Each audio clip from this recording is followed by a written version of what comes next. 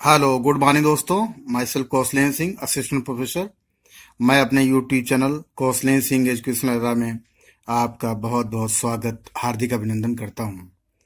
खासकर TT CTET net के point of view से हल का पुनर्बलन सिद्धांत या इसे प्रबलन सिद्धांत भी कहा जाता है, खासकर बहुत ही इम्पोर्टेंट है। इससे संबंधित एक दो क्वेश्चन पूछे जाते हैं, तो आज उसी के क्रम में ही मैंने हल्स रीइंफोर्समेंट थ्योरी को बनाया है। इसका जो है प्रतिपादन किया, जिन्होंने किया है उनके बारे में बताने का काम किया है। सबसे पहले हल का पुनर्बलन सिद्धांत या प्रबलन सिद्धांत एग्जाम में किसी भी नाम से या तो पुनर्बलन सिद्धांत किसने दिया है या प्रबलन सिद्धांत दिया है, तो इसी से ही क्वेश्चन बन जाता है। तो इसका जो है क्लार्क जो है एल हल ने इसको प्रतिपादित किया है। तो सबसे पहले इसको जानने की हमें ज़रूरत है। हल ने सबसे ज़्यादा आवश्यकता पर ध्यान दिया है, आवश्यकता पर बहुत ज़्यादा बल दिया है। तो अब हम एक एक करके इसके बारे में आप बताना चाहेंगे कि जो खासकर हल महोदय थे वो एक अमेरिकन निवासी थे। थोड़ा इनके बारे में संक्षिप्त में बता दें। और जो इनकी पुस्तक थी प्रिंसिपल ऑफ बिहेवियर या व्यवहार के सिद्धांत, बहुत ज़्यादा फेमस रही है खासकर इस सिद्धांत को लेकर। और जो आवश्यकता है इस पर उन्होंने बहुत ज़्यादा बल दिया है। और इन्होंने भी चूहे के ऊपर प्रयोग किया है। इससे संबंधित पहले भी मेज से संबंधित अर्थात भूल भुलैया से संबंधित प्रयोग टॉलमैन ने भी चूहों पर किया था, और यहाँ पर भी हल महोदय ने भी चूहों के ऊपर ही प्रयोग किया है। तो एग्जाम में पूछा जाए तो आप बता सकते हैं हल और टॉलमैन दोनों ने ही चूहे के ऊपर प्रयोग किया है। तो सबसे पहले अब हम एक करके अब स्टार्ट करेंगे। जैसे सीखने के प्रबलन सिद्धांत का प्रतिपादन अमेरिका के प्रसिद्ध मनोवैज्ञानिक क्लार्क एल हल ने 1915 में किया था। हल ने अपनी पुस्तक व्यवहार के सिद्धांत में लिखा है कि सीखना आवश्यकता की पूर्ति की प्रक्रिया द्वारा होता है। अर्थात जो हमारी आवश्यकता होती है, जो उसकी जो पूर्ति के लिए जो कार्य करते हैं, उसी के द्वारा ही हमारा लर्निंग होता है।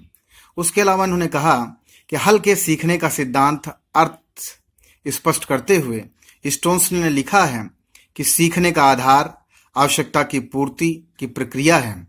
यदि कोई कार्य पशु या मानव की किसी आवश्यकता को पूर्ण करती है तो वह उसको सीख लेता है।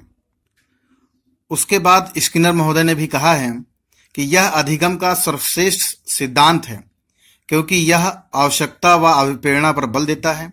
इसलिए शिक्षार्थी को प्रेरित करके ही सिखाया जा सकता है। इस सिद्धांत को अन्य नामों से भी जाना जाता है। जैसा पहला यहाँ दिया है प्रबलन सिद्धांत, दूसरा है अंतर्नोद न्यूनता का सिद्धांत, तीसरा बताया है यथार्थ अधिगम का सिद्धांत, चौथा बताया है सतत अधिगम का सिद्धांत, पांचवा है चालक न्यूनता का सिद्धांत, छठा है क्रमबद्ध अधिगम का सिद्धांत, सातवां है सबलीकरण का सिद्धांत। ये अर्थात अगर एग्जाम में इस नामों से भी पूछा जाए तो आप यहाँ पर हल का ही जो है नाम बताएंगे कि इसके प्रतिपादक जो इतने सिद्धांत बताए हैं, इनके प्रतिपादक हल महोदय ही हैं। उसके अलावा यहाँ आप देख रहे हैं कि हल ने प्राणीबद्ध व्यवहार सिद्धांत का प्रतिपादन किया है, जो कि थॉर्नडाइक के प्रभाव का नियम और पावलोव के शास्त्रीय अनुबंधन सिद्धांत का मिश्रण है। हल ने प्रसिद्ध SOR उद्दीपन प्राणी अनुक्रिया का सूत्र प्रस्तुत किया है। यह भी एक एग्जाम में क्वेश्चन पूछा जा सकता है कि SOR किसने दिया है, स्टिमुलस ऑब्जेक्ट और रिस्पॉन्स।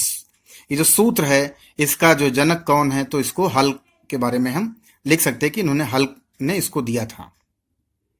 हल ने कहा यदि थॉर्नडाइक के प्रयोग में भूखी बिल्ली को भोजन दे दिया जाए तो वह उछल कूद करना बंद कर देती है तथा उस पर बाह्य उद्दीपक का प्रभाव नहीं पड़ता है।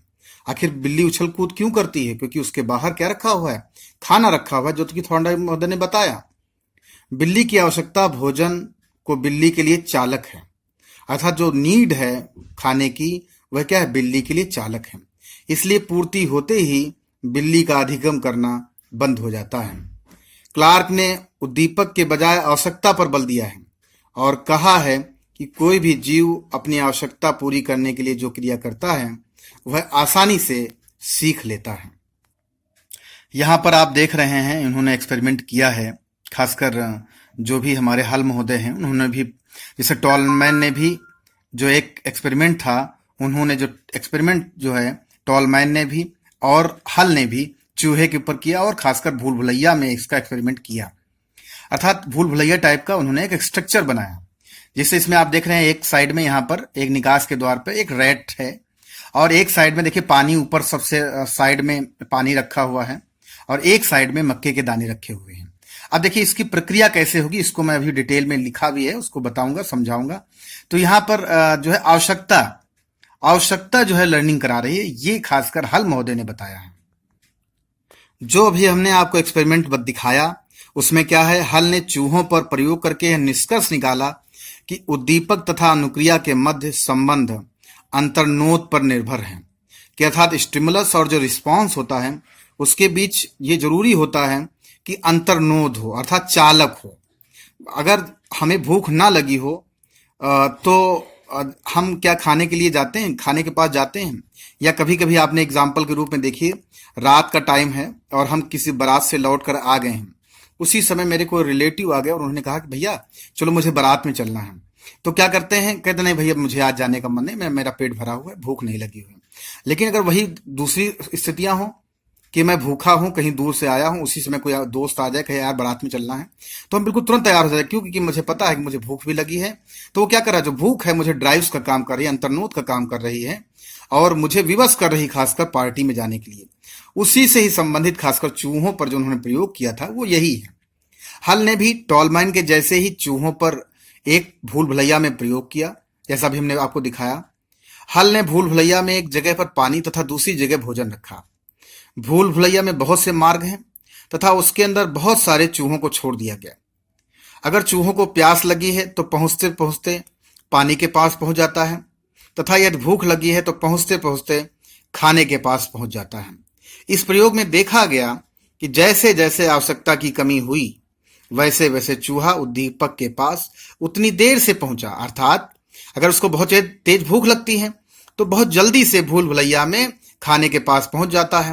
अगर उसे प्यास लगी तो बहुत जल्दी से वो जहां पानी का बर्तन रखा हो वहां पहुंच जाता है। लेकिन यहां पर अगर जो चूहा है अगर उसको भूख नहीं लगती है तो क्या होता है, अब खाने के पास देर में पहुंचता है। अर्थात चूहे की चालकता धीमे धीमे कम होती गई। अर्थात उसके अंदर जो भूख थी, वो जो भूख नाम का जो चालक था, अंतर्नोद था, उसको कम प्रेरित कर रहा है। अगर उसे तेज भूख लगी है तो पहुंचते पहुंचते खाने के पास पहुंच जाता है। इस प्रयोग में देखा गया जैसे जैसे आवश्यकता की कमी हुई वैसे वैसे चूहा उद्दीपक के पास उतनी देर से पहुंचा।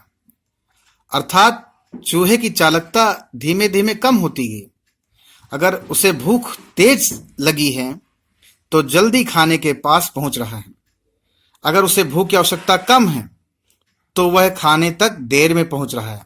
अर्थात चालक न्यूनता में कमी आ गई है। इसे ही प्रोडोद न्यूनता कहते हैं। अर्थात हल ने अपने प्रयोग में उद्दीपक के बजाय आवश्यकता पर बल दिया है।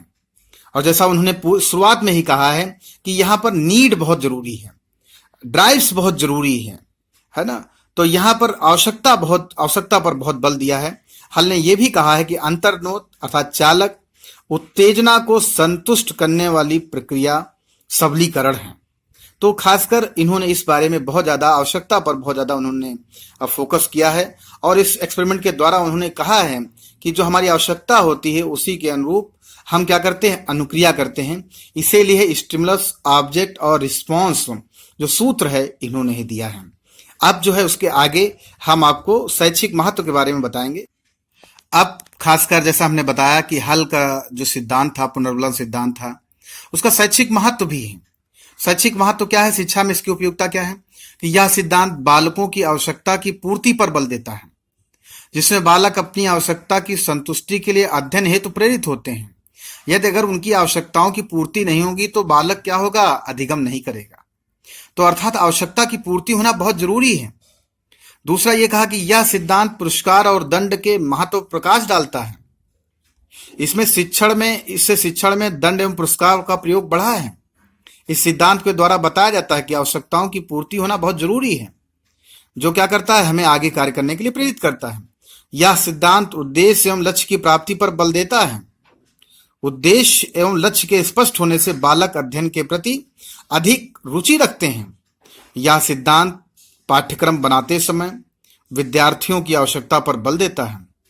उसके अलावा जो लास्ट इसमें बताया गया है वह है कि इस सिद्धांत का शिक्षण विधियों पर भी प्रभाव पड़ा है, जिससे शिक्षा में उपयुक्त विधि अपनाकर रोचक विधि का प्रचलन बढ़ा है। देखिए, ये जो भी चीजें थी मैंने आपको हल जो है रीइंफोर्समेंट थ्योरी में बताया। खासकर हल का जो रीइंफोर्समेंट थ्योरी है, इसमें पूछा जाता है कि रीइंफोर्समेंट थ्योरी किसने दिया या प्रबलन सिद्धांत किसने दिया, तो आप आसानी से बता सकते हैं कि हल महोदय ने दिया, क्लार्क हल एल हल महोदय ने दिया। उन्होंने किस पर ज्यादा फोकस किया है, तो ये भी चार चीजें दी जा सकती। तो यहाँ पर उन्होंने क्या है, आपका पता है कि आवश्यकता पर बहुत ज्यादा उन्होंने ध्यान दिया है। दूसरा बल दिया। उसके बाद ये भी पूछा जाता है कि इसके और क्या नाम होंगे, तो जैसे आपने देखा इसके पहले भी बताया, प्रबलन का सिद्धांत, पुनर्बलन का सिद्धांत, अंतर्निहित का सिद्धांत। तो इस प्रकार से बहुत से जो है सिद्धांतों के नाम जो मैंने बताया भी आगे लिखे हुए, उनको आप देख लेना। उसके बाद उन्होंने किसके ऊपर प्रयोग किया, तो चूहों के ऊपर प्रयोग किया। इस प्रकार से बहुत सी चीजें, ये कहाँ के निवासी थे, तो अमेरिका के निवासी थे। इस प्रकार से इससे संबंधित कुछ क्वेश्चन पूछे जा सकते हैं। तो आज का मेरा वीडियो कैसा लगा, आप जरूर मुझे कमेंट बॉक्स में जाकर मुझे जरूर बताएं, जिससे मैं और ज़्यादा मोटिवेट होकर आपको अच्छे से अच्छे आपको वीडियो खासकर टेट, सीटेट और नेट के पॉइंट ऑफ व्यू से देता रहूं। आज का वीडियो कैसा लगा जरूर मुझे बताएं। धन्यवाद। नमस्कार दोस्तों।